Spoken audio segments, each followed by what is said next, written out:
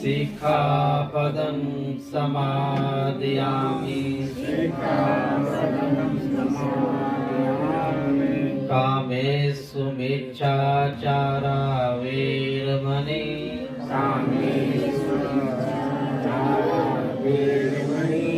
सिक्खापदं समादयामि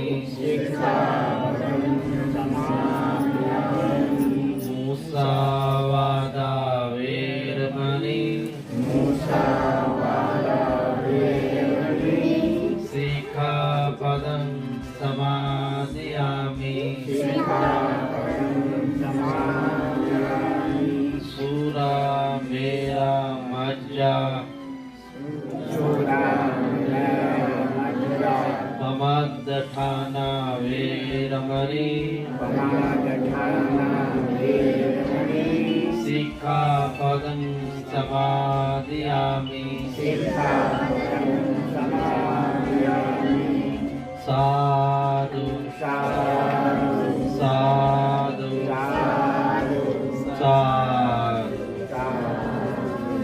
सभी को अपना आंसर बैठ जाए।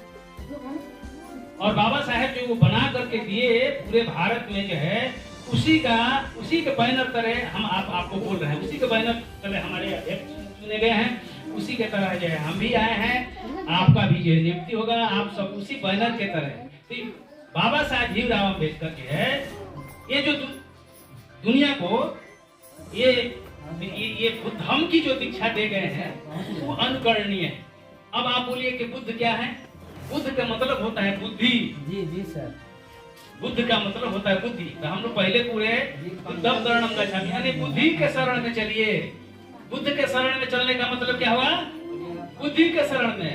हम बुद्धि के शरण में जाते हैं। बुद्ध को और हम नमस्कार, बुद्धि को नमस्कार कहते हैं। लेकिन यहाँ तो हिंदू धर्म में कहा जाता है कि नहीं, गोबर को बना दीजिए गणेश और कहिए कि आप नमस्कार कीजिए। तो हम वो धर्म को इसलिए अपना रहे हैं कि ये मूलतः हमारा धर्म है।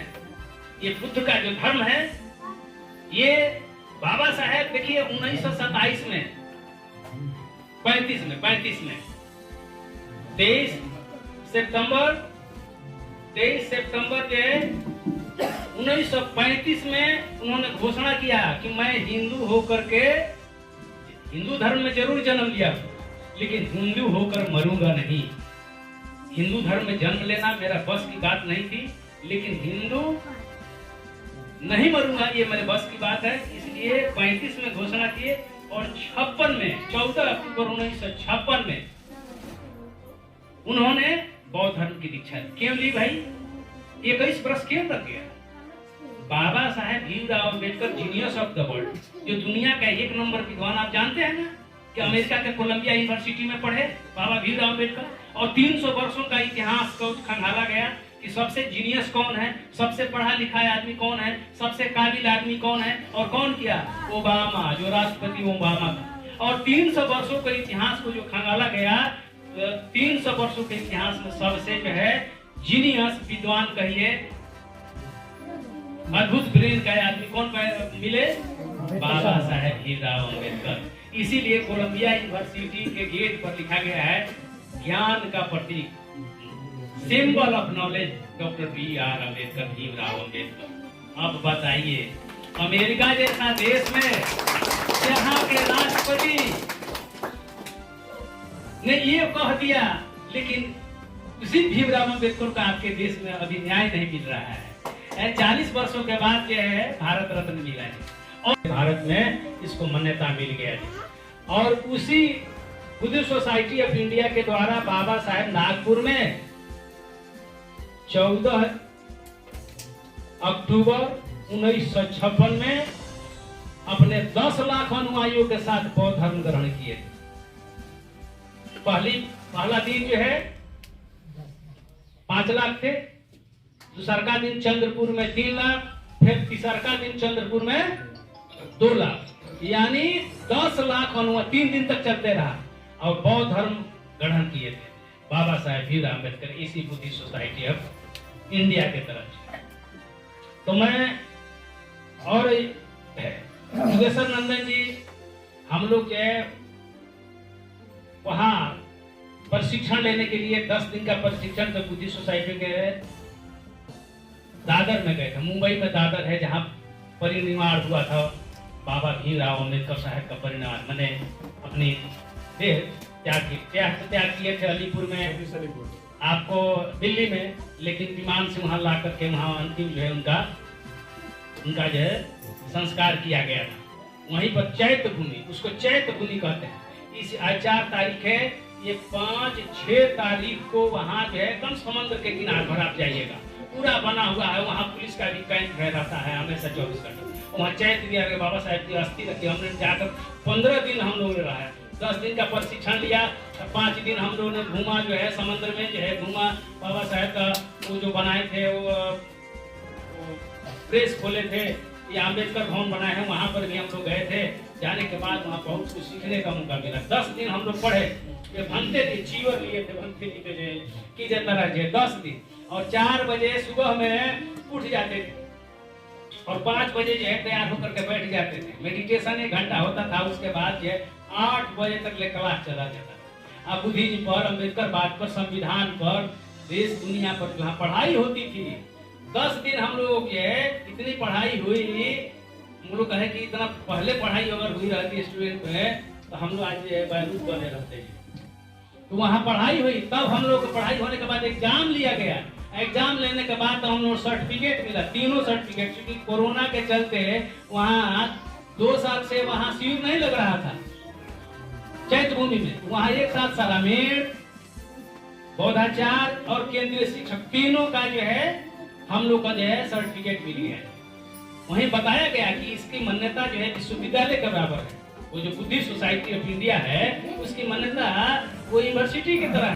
और हमारे कुछ जाने पहचाने हैं, बैजनाथ जी हैं, शिक्षक राजेश्वर चौधरी है ना, हाँ राजेश्वर चौधरी जी और भी लोग हैं।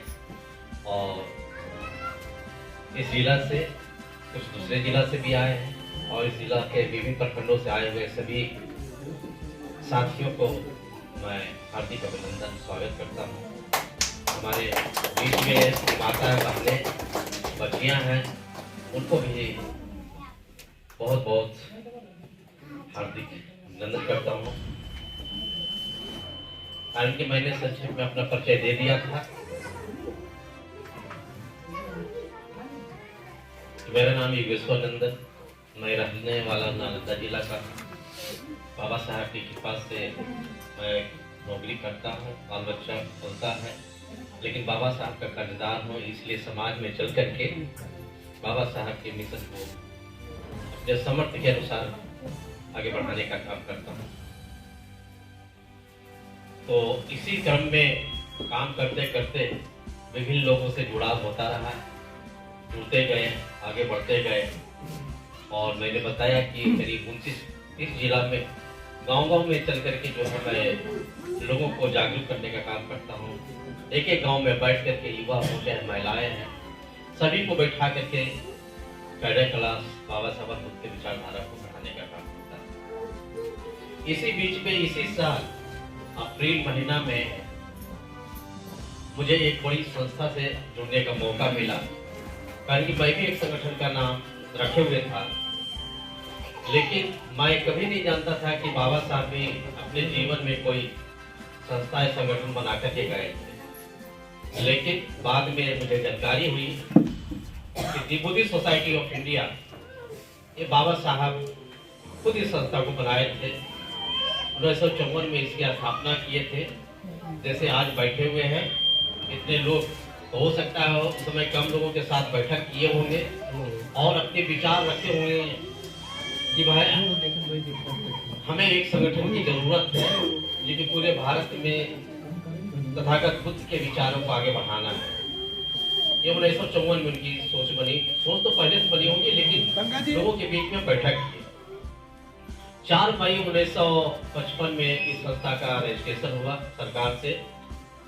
और जैसा कि उपाध्यक्ष महोदय ने बताया कि इसी संस्था के अंतर्गत 14 अक्टूबर 1956 में बाबा साहब जो है बौद्ध धर्म का दीक्षा लिए था। कि लोग समझते नहीं, अगर वो नहीं जुड़ रहे हैं, नहीं समझ रहे, इसका मतलब कहीं ना कहीं हम में है कि मैं उसको समझा नहीं पा रहा हूँ अगला। तो मैं भी बस शुरुआती दौर में काम करने के लिए चला तो एसी रूम में बैठते थे तो प्लानिंग करते थे कि ऐसे ऐसे करेंगे तो ऐसे ऐसे हो जाएगा, ऐसे करेंगे तो ऐसे हो जाएगा। लेकिन वास्तव में जब जमीन पर उतरा, गांव में गए, लोगों से जब जुड़े, काम करने लगे तो उसका उल्टा देखने को मिला। एसी रूम में प्लान कर लेना बहुत आसान है कि कागज पर ऐसे करेंगे तो इतना जुड़ जाएगा, ऐसे करेंगे तो इतना हो जाएगा। लेकिन जमीन पर जब जुड़ते हैं तो सवाल जब आते हैं तब उससे पता चलता है कि वास्तव में इस तरह से नहीं, इस तरह से करना हो। तो इसी क्रम में जो है मैंने जो है बाबा साहब की संस्था से जुड़ा, और जब से मैंने जुड़ा, मई से जुड़ा, और मई के बाद मैंने जो है अप्रैल में जुड़ा, मई में चले गए अध्यक्ष महोदय नितेश कुमार जी और यहाँ से 7 आदमी गए थे। एक प्रशिक्षण होता है, 10 दिन का प्रशिक्षण होता है।